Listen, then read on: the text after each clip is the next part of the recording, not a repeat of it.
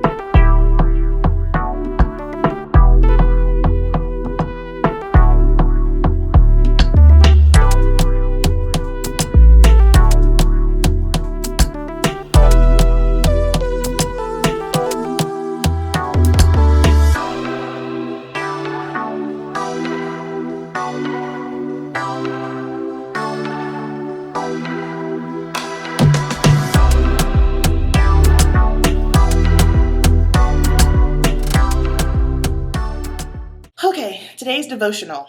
Walk in your calling, day 6. Learn your passion. So this is the actual devotional that I've been reading. It's on the Holy Bible app. I've been using that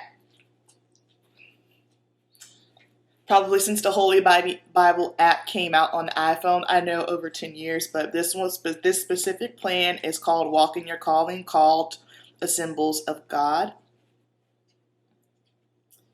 Today's devotional. Often, some of your biggest passions can be closely tied to moments of frustration. For many, the motivation to change or fix something in the world came because they saw something wrong. That moment of frustration or anger sparked something in them. Have you ever heard the phrase holy discontent? One dictionary defines discontent as lack of satisfaction with one's with one's possessions, status, or situation, or lack of contentment. But something about this definition changes when you put the word holy in front of it. Sometimes you see or experience things that cause something in you to snap. You think, that's it, I can't take this anymore. The holy discontent played out in the story of Moses. He had seen a lot of things involving his people, the Hebrews. They were worked way too hard and faced a lot of abuse. He was frustrated and disturbed by what he saw. However, Moses acted based on his frustration rather than his passion for his people. When Moses saw an Egyptian abusing a Hebrew, he took the Egyptian and killed him when no one was looking. Talk about frustration. Like Moses, we all have something in our lives that will lead us to a moment where we simply can't take it anymore. Frustration is inevitable, but people choose how they respond. Moses' frustration grew as he witnessed the mistreatment of the Hebrew slaves. When he saw an Egyptian beating one of the Hebrews, it became overwhelming and his emotions got the best of him. Make sure that with frustration, there is also a moment when you bring it to God to gain his perspective. God is a filter for your discontent. He takes something that is lacking and gives it purpose. After all, that's what discontent is, a lack of contentment. God intentionally knit the holy discontent in you from the beginning. You aren't to dwell in it, but to let it become a passion that drives you to make a change by partnering with him. God is the God of redemption and restoration. He invites you to partner with him in his restoration plan. 40 years later, God used a burning bush to catch Moses' attention so he could speak to him. God told Moses that with his help, the Israelites could be free. Imagine Moses' emotions in that moment. He questioned his place to do something as big as helping to free the Israelites. Yet God knew his heart and his passion for his people. It wasn't about what Moses thought he was qualified to do. It was about what God knew he was born to do. God called Moses to act out of his passion for his people, to lead them out of Egypt into freedom. So, let me ask you, what issue in the world can't you stand? What problem do you want to see solved? What is your holy discontent? This journey of holy discontent can't stop at just discovering your passions. You must also pursue a burning bush experience, a moment when the Lord calls you to partner with him so he can turn that frustration into a passion for change. God wants to bring a miracle out of your passions. He sees your heart, hears your cries, and knows exactly what needs to change. This process of bringing these frustrations to the Lord may take some time, but it's never too late or too early to discover what makes you think, "That's all I can stand, and I can't stand it anymore."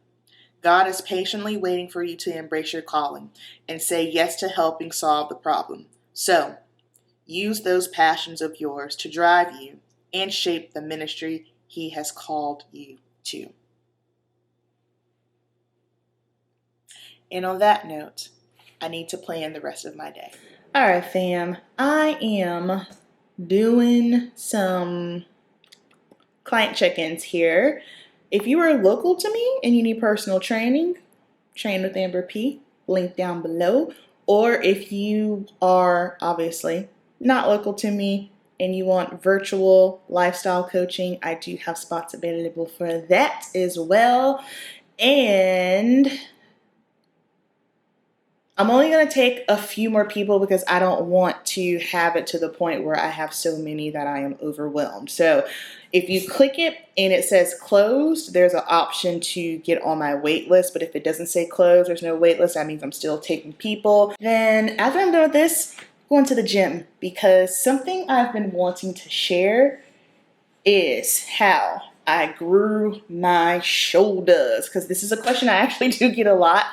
And in 2020, when I did my first national show, Joe Pashkula, he told me that I really needed to bring my shoulders up because they were lacking, right? So I said, okay. And I worked and I worked and I worked and I worked to just figure out how to do it. And then when he saw me this year, no, was it this year? No, when he saw me in 2022, he said, no more shoulder. You're good. So it was just so good to hear him say, at first, you don't have enough, to now everyone's like, hold on. So basically, like when it comes to me with my upper body, all the judges, Tyler said, this is enough right here. You don't need to grow it anymore. And even with my glutes, like I realize I have body dysmorphia with my glutes because when I look at myself, I don't see glutes. I'm like, oh, I still need to bring them up. I need to bring them up. But now that I actually like go back and I look at everything from prep and I'm looking now and I'm like, okay, you do have glutes. It's just a matter of just more density. I didn't get off stage and grow your glutes big time. It was just like, you can do some fine tuning on the upper and outer, but outside of that, but because I have narrow hips, like I don't have wide hips. So therefore really trying to pump that upper and outer up to give it more shape is what I'm focusing on. But I'm gonna go ahead and tell y'all now, with the way that I grew my shoulders, how I trained my shoulders, I'm not here for the form police. I'm not here for anyone saying, oh, well, you need to do the X, Y, and Z. No, because here's the thing. Yes, we have techniques. I understand that. However, there is nothing better than you getting in the gym and honestly just effing around, figuring out what works for you. Yes, if you have a training program, look at that, grab inspo, try other things. But the best thing that I ever did for myself was look at my training program, work it out, and figure out what works best for me. That's the best recipe. So I said all of that because the way that I do it, I haven't seen or heard anyone do it this way. I'm not saying I'm the first person to do this. I'm sure that's not the case, but just from my little bubble, I haven't heard anyone do it. This is not exercise science. This is not kinesiology. This is not bro science. This is legit Amberp philosophy and what worked for me. So when it comes to my shoulders, I understood that I needed to bring them up. And in order to bring them up, I was looking and I kept hearing 3D shoulders, 3D shoulders. So I started thinking, okay, I'm training shoulders twice a week. When it comes to your shoulders, you have 3 heads, right? So you have the front, you have the side, and you have the back. That's how you get that 3D look. You want to make sure you're hitting all 3 heads, right? And so I just started thinking to myself, if I really need to grow these things, then I need to hit all 3 heads twice a week instead of just hitting the front and the side in one session and then just hitting the back in another session. Now, I understand that, of course, when you're doing certain exercises, yes, the other body parts might clock in as secondary, and that's cool. But what I started doing was every time I would train my shoulders twice a week, but I would make sure at both sessions I was hitting all 3 heads. And that's how I grew my shoulders. And I'm about to do the same thing with my glutes as well. So let's get ready to head out and I'm going to show y'all how I do it. Right, let's warm it up. So I like to warm up with the seated lateral raise machine or the standing. I really like the seated lateral raise machine because anytime you jump into a machine, you can't screw up the form. This is the way that I do it whenever I get new clients and they're just going to the gym for the first time, really training. I start them off on machines first because, like I said, you just get in and ride. So I'm really focusing on tempo here. And you'll notice in my videos, the way that I train, like I'm very intentional about the tempo and mind muscle connection just because of where I am in my personal lifting journey. I've always had body awareness just from the past, but making sure to slow the motion down because when you slow down, you're going to feel it more. And also it's going to make the lightweight feel heavier. Now it is my husband's turn. So I've been training Murillo for about a month or so now. He had an injury with his shoulder, so he wasn't able to train the upper for a good bit, but now he's back into it. Murillo is not a bodybuilder by any means. I don't need him to be. He doesn't even really like lifting like that. He's just doing it for health purposes, which honestly, that is the main reason as to why we all should be lifting. Next up, seated shoulder press. So this is the first exercise that we're doing. The seated shoulder press is going to work the front part of that delt here. And I always start off first with a warm-up set. And then after I warm up, I'll just keep going until I find a good weight that's challenging, but you don't want something that's too heavy if you can't control it and keep the good form. All right, we're not even deep into this workout and we got a nice little pump here working with a little something. All right, let's go ahead and go into our next exercise, still focusing on that front part here. We're doing upright rows. Again, slow and intentional, really taking my time. You can see here as I come up, boom, those little shoulder striations. Like, listen, we might be in off season. We got body fat on us, but we still got a little something to show. So really making sure you're taking your time here. And something that I have to make sure I don't do is engage my lats too much, because I tend to do that on accident when I don't realize it. All right, now moving on to lateral dumbbells. So again, we already warmed up with the lateral raises seated. Now I'm just doing them standing. And again, this is going to work the side tier of your delts, and form for this one can be tricky. This is definitely one where I will screw my form up sometimes. However, I try to be mindful and making sure that I am focusing on that and not allowing my arms to go too high. And most importantly, no bouncing. A lot of people tend to bounce a lot when doing lateral raises. That ain't what you want, fam. And now we're going to do some unilateral. So we're using the cable machine. The reason why I'm a huge fan of unilateral is because, let's say if you have an imbalance, which I do have a slight imbalance, but it's just more so due to my scoliosis. However, I have a hard time engaging the left side of my body, and that's just due to the arthritis being on that side. So for me, making sure that I'm doing unilateral exercises helps a lot to make sure that I'm engaging that left side of my body, and of course making sure that my left side of my body is staying in balance with the right side, because my right side is my dominant side, but like I said, I have a hard time engaging the left side. So maybe if you have one delt bigger, one glute bigger, whatever the case may be, one hamstring bigger, then you should try doing unilateral exercises, so that way you can make sure that you're correcting that imbalance. And these are hard. I have light weight here, but man, they are difficult. They're not easy. All right, now we're working on those rear delts here. So rear delts are tricky. I'm doing some face pulls. I found the key is to make sure that I have the cable at least to eye level, because if it's too high, then I can't engage it. This is a tricky one because everyone's sweet spot, and when I say sweet spot, I'm just referencing to wherever you feel it the most. And that's why I always say you need to really get into the gym and figure out what works for you, aka finding your sweet spot, because I guarantee your sweet spot is going to be different than me and someone else. Why is my husband focusing on my glutes? All right, and then the last exercise, focusing on the rear delts here. We're just going to do some rear delt flies here. Again, with this one, I'm going a little too fast here, but definitely making sure that I'm slowing down, because if I go too fast, and I'm going to lose the connection. The rear delt mind muscle connection is just a tricky one in general. But yeah, that's it, y'all. That's basically going to wrap up my shoulder workout and how I grew my shoulders.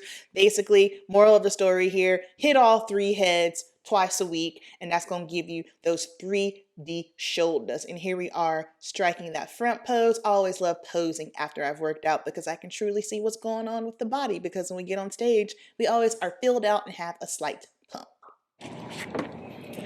All right, y'all, shoulders smashed. The moral of the story is, first of all, get in the gym, do the work, figure out what works for you, what feels good for you. Secondly, want to grow those shoulders? Hit all 3 heads twice a week. There are way more shoulder exercises than the ones that I did. Just pick 2 exercises for each head and you Gucci. What up, fam? It is Tuesday. What's today? September 18th or 19th? I don't know. I can't keep track. 9:48.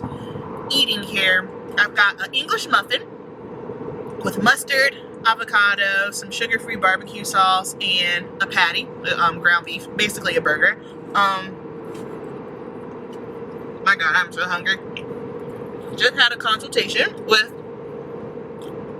a new client I'm going to be coaching, so that's exciting.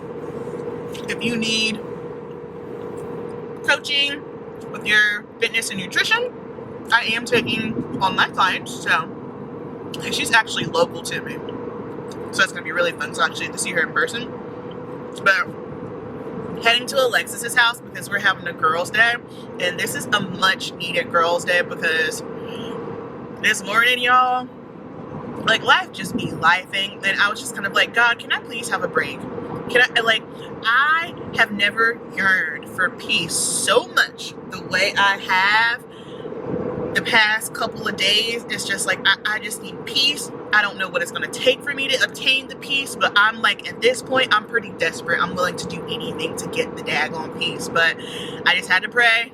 take a couple of breaths, woosah, and just finding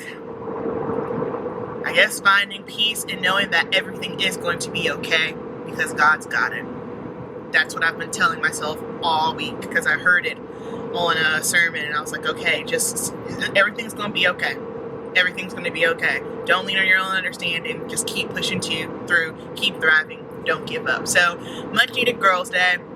We're going to train, we're going to record the pod, and then I'm going to do Alexis' hair as well. So, it's going to be a good day. You guys, only Alexis can get me to venture off into the mountains. I'm a city girl, okay? Yes, I grew up in the country and in the South. Fun fact, before I even moved to North Carolina, well, first of all, I was born in Germany, so there's that. And then when we left Germany to come to the States, I lived in Virginia, but not where Alexis lives in Virginia. I lived in Newport News, Hampton, Virginia Beach, those areas. Then, once I moved to North Carolina, I became very depressed because I had a hard time adapting to the country life. However, one thing I will never adapt to are the mountains. That's just not my vibe. That's not my ministry. I just, I mean, yes, it's beautiful. It's pretty, but I don't like driving in it. I don't like how my head feels in it, like the high elevation. However, the things you do for your homies. All right, we made it. How many weeks out? 6.5. I know. 6.5 weeks out. You're doing quads and glutes, I'm assuming? Yeah. Okay. Let's go. Yeah, stepping in the spot like she own it. Looking like the world is your runway. She can set it off like a gunplay. Oh my, yeah. Talk of the city with that body. Always getting praised like it's Sunday. She said, baby, what you gonna do about it? Loving your vibe, girl. That energy got me going. Yeah, that thing's so vibrant. I wanna know if you can give me the keys to your heart, baby. All I need is you. All I need is you. Ewe muleji, you right next to me. Moji mule na vanemia yila, vanemia yila. Ewe muleji, mami venaki. Moji mule na vanemia yila, vanemia yila. She said she need me like heartbeat. Drive me the bed like a RV. Hugging the curves on that body. She bring the heat like wasabi. Promise not to test your heart. Never. We just can't be kept apart. Yeah, yeah. Baby, you the best by far. Always go the extra mile. Yeah, yeah. All I need is you. All I need is you. Ewe muleji, you right next to me. Moji mule na vanemia yila, vanemia yila. Ewe muleji, mami venaki. Moji mule na vanemia yila, vanemia yila. Loving your vibe, girl. That energy got me going. It's my baby. That thing's so vibrant. Keys to your heart, baby girl. Ewe muleji, you right next to me. Moji mule na vanemia yila, vanemia yila. Ewe muleji, mami venaki. Moji mule na vanemia yila, vanemia yila.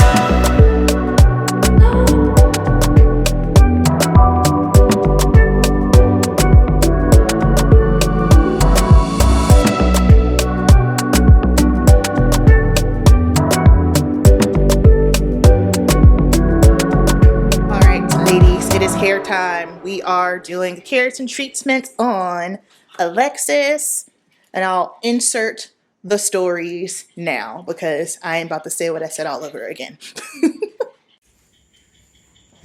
All right, so Alexis clarified her hair with the shampoo that I told her to use, and then afterwards, no leave-in conditioners, no nothing. So it's very, very important to make sure that hair has been brushed out and detangled before the water even hits it. Otherwise, the hair will mat up. Then I also want to point out here just like how much growth she's had. So as you can see here, the ends are straighter. That's just over time from straightening. And here's the thing, a lot of people like to say, oh, heat damage, heat damage.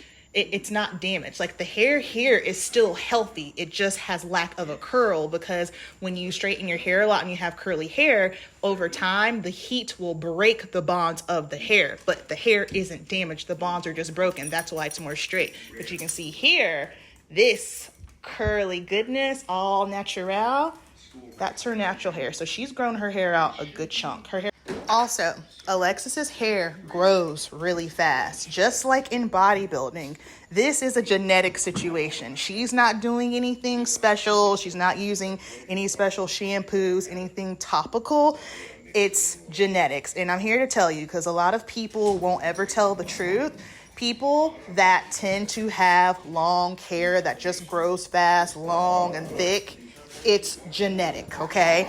There are things that you can use to promote stronger, healthier hair, but as far as anything to make your hair grow faster, it's all smoke and mirrors, you guys. It's like some people's hair just takes longer to grow than others, and that's okay. Focus more so on the hair health over how long it is, because what good is it to have long hair if it ain't healthy? Because I see a lot of that on stage. Okay, bye.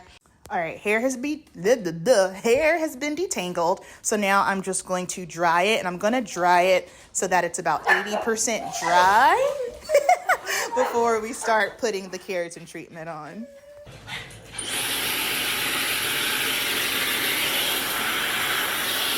Lay down. Take a nap. Nope.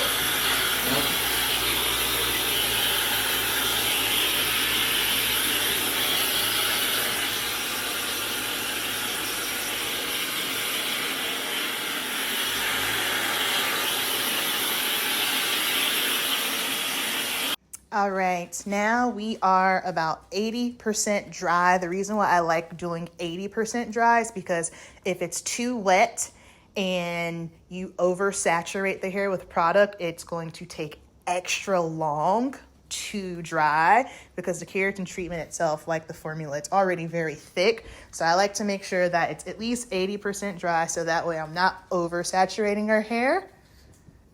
Look at all this goodness. All right, let go. Okay, so I am applying the keratin treatment, parting her hair in sections and applying it from the roots all the way down to the ends, but more so focusing on the roots. Alexis has done a great job at basically just not putting any heat on her hair and letting it grow out. So she has a lot of good natural curly hair dense goodness going on. And so therefore we're just going to go ahead, make sure we hit those areas, and then we're good. Okay, keratin has been applied. I think one of the biggest misconceptions with keratin is that people think it's going to make your naturally curly hair straight permanently. That is not at all what a keratin is designed to do. A keratin is designed to help smooth the cuticle. It'll cut your the drying time in half, but a keratin treatment does not break the bonds, meaning that you can still wear your hair curly. It's going to help with managing the frizz. I live pretty close to the gym. Now we're going to dry and straighten.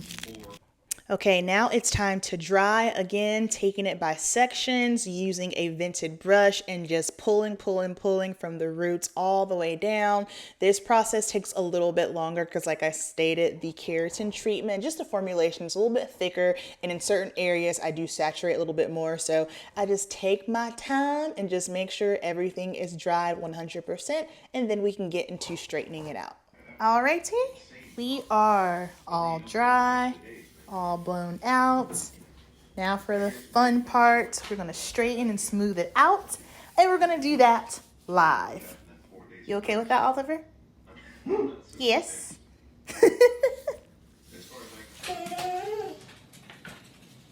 I might drive up for the meet and look crazy.